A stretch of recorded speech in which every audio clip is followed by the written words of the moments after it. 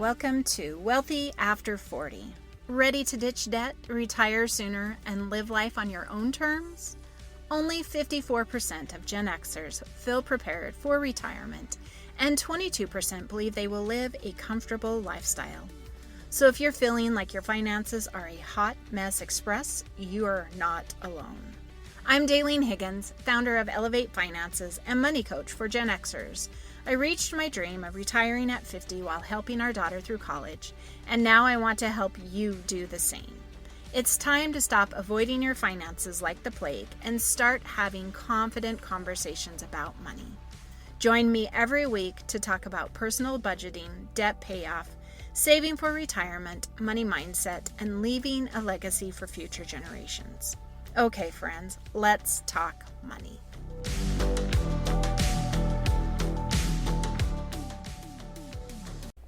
Are you a Gen Xer who feels overwhelmed and frustrated with their finances?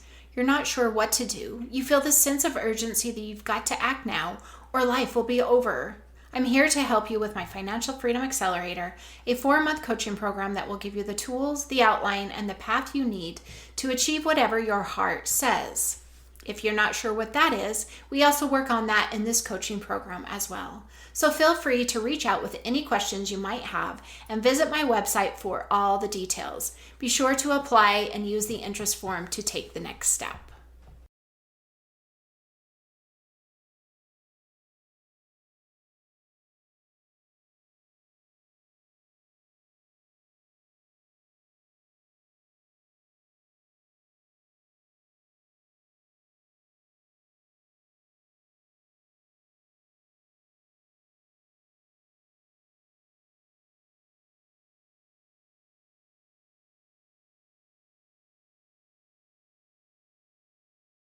Hello, and welcome to today's episode on the Wealthy After 40 podcast, What No One Told You About Debt. So today we're debunking myths, limiting beliefs that you may have or have heard about debt. You might be wondering, you might be thinking, are those true? The 3 specific ones we will be covering today is all debt is bad, debt should be avoided at all costs, and debt is forever. Reminder, if you are on a journey to pay off debt, join my 5-day debt challenge starting February 20th in my Facebook group, link down in the show notes, where we will cover the strategy, steps, and tips you need to create a debt payoff plan. Final day will be a Q&A where you can ask specific questions so you can create that personalized debt payoff plan. So, debt is a very complex and often misunderstood financial concept, right? This is truly because there's not enough conversations around money. There's a lack of financial education. We hear things, we learn things. Really, these beliefs started because one individual, right? Maybe with their spouse or partner, but one individual, they had a bad experience. And so they made the statement, like all debt is bad. They had a statement and they're like, oh, all debt is bad. Then they continue to pass that down generation to generation. Nobody else challenges it, explores that, wonders if that's really true. And so that's how these limiting beliefs and myths get started and stay within, the financial, personal finance realm, and where you hear and you learn. But if you are over the age of 40 and you have anywhere between about 23,000, 27,000 non-mortgage debt, so we're talking vehicle loans, credit card debt, maybe even student loans, on average, this is an average number, that is what that age has. So you're you're not weird, you're not by yourself, you're not alone. It's a very, very average thing to have debt. Now, it's not a fun thing, but it is something that we need to learn more about, that number one, for ourselves, and number two, we can educate our children. We can help them plan better and be better and not believing these myths that are out there. So I have three that I've already shared. We're going to debunk them. What I'm truly doing is just helping you understand why that statement is not true. And then from that, I'm hoping you will create your own rule around it, your own belief for yourself. Again, personal finance is personal. So it's got to be a personal statement. And so when you share it with somebody, make sure you add onto it why you believe what it is. So that is the healthy way of sharing these ideas around personal finance and being supportive instead of just declaring and making a statement because of a bad experience and then passing that on from generation to generation to generation. All right, myth one, all debt is bad. We've heard it. This is a very common myth that debt is bad. So, in all forms, it's not necessarily bad. Strategically, you need to plan on how to take on debt. High interest consumer debt. So this is typically your credit cards, high interest. We're talking 25, 30, even higher percentage. Payday loans would fall into this realm. They can be detrimental to your financial health. And next episode will go into it just a little bit more, but it's because of the cost that you're taking to pay that back. So while we will never escape this life without debt, at some point you will have to engage in, taking out a loan, taking on debt. You need to distinguish between what is good and what is bad for you, right? So one person may be able to, because of their financial situation, take on more, type of debt than you can. And so understanding that, creating your good, your bad for what your situation is right now is very important. And so when I said, create your own rule, and then when you share it, this would be when you share, well, the reason why I chose this is good and this is bad is because, and then you continue into it. So the person can learn and create their own rule, create their own statement for them instead of just creating this limiting belief, this idea that is just blanketed and becomes really, really poor. So in conjunction with that, the next myth is debt should be avoided at all costs. So some people do have fear, and some people share this with their children. So I want to share with you a story. I was connecting with a mortgage lender, and we were talking about how we could help one another. She expressed that she had just had some clients come to her office. They had saved a down payment. They were ready to buy their house, and their wage met that, but they had never had a loan. They had avoided debt at all costs. What was the conclusion? They were unable to get that mortgage loan. They have not proved themselves in the loan industry to be able to borrow and pay back in, a timely manner, in, commitment. That is how we build up credit, is we borrow, take on debt that we can manage, and we pay back accordingly. And we commit to this, we show our commitment, it gets paid off. Others can see that, others are willing to then loan to us. So this couple had failed to do even this. My sister-in-law was in a similar situation, not because she was avoiding debt situation. She wasn't really making a lot. Single mom, making really little money, really sticking to cash, surviving for herself. So she was looking to buy a house. We went to go with her to be co-signers, which we ultimately did not need to be. But in that first meeting with the lender, she says, everything looks great, but I need you to have a loan on your report before we close. And she says, are you looking to buy anything in the near future? She says, I need to buy a car, but I have the cash. And she said, okay, what I want you to do is go get a loan, whether it's with the dealership or whoever, and I want you to make 1 or 2 payments and then pay it off.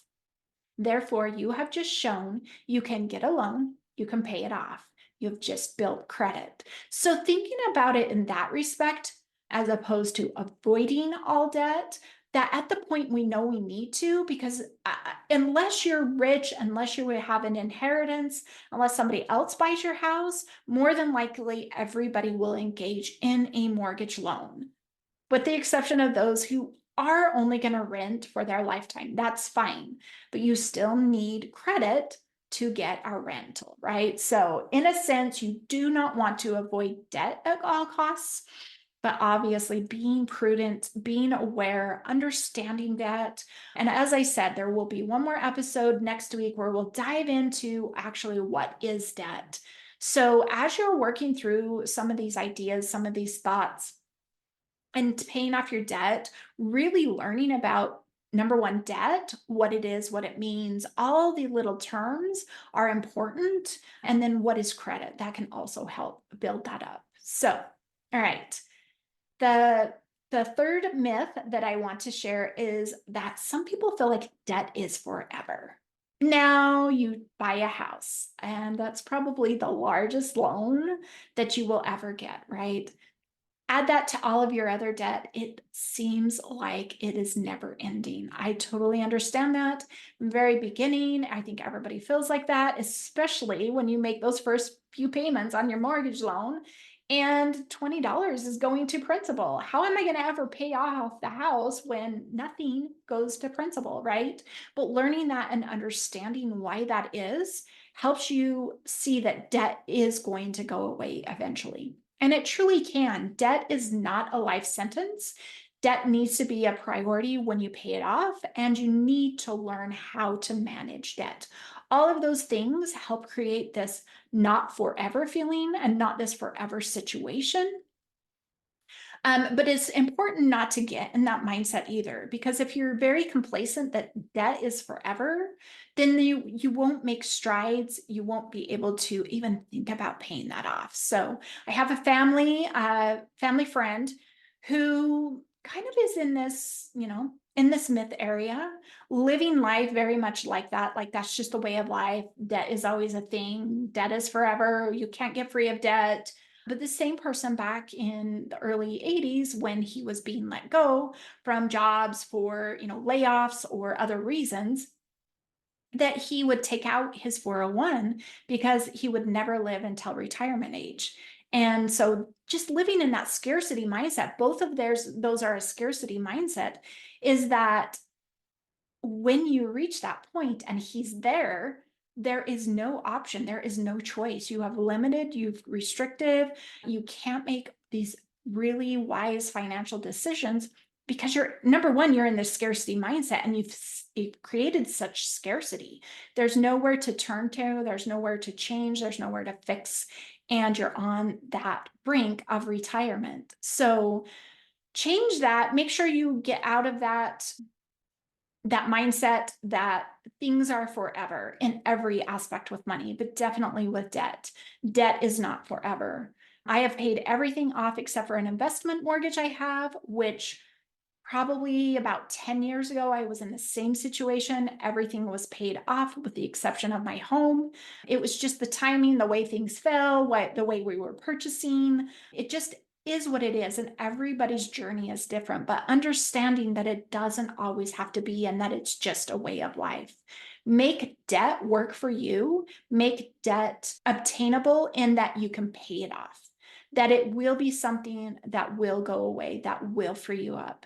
There's several levels to financial freedom. You have financial independence, financial security, financial stability before you reach financial freedom. And so being in that scarcity mindset, you really struggle to move through those levels to be able to ascertain and reach that financial vision that you truly want with your money.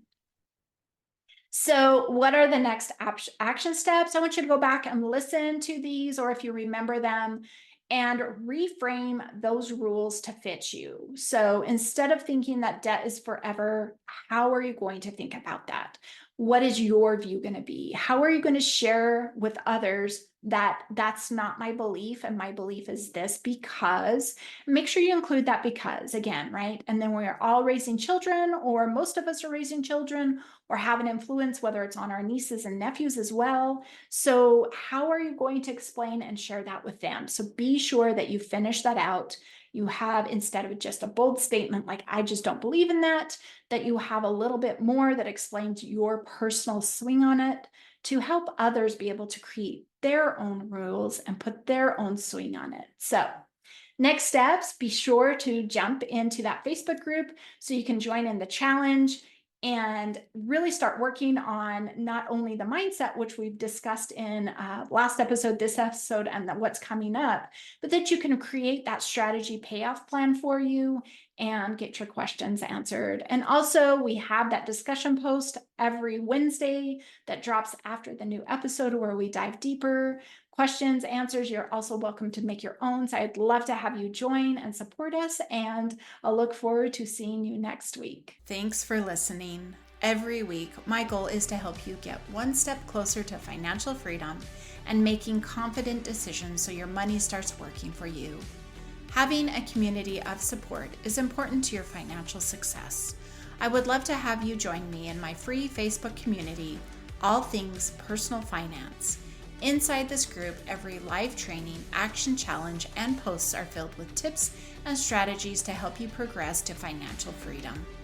If you have questions from today's episode or want to learn more, follow me on Instagram at Elevate Finances. If you're looking for personalized support to get your finances on track, check out my website at elevatefinances.us to learn more about how I can support you with one-on-one coaching. Thanks and have a wonderful day.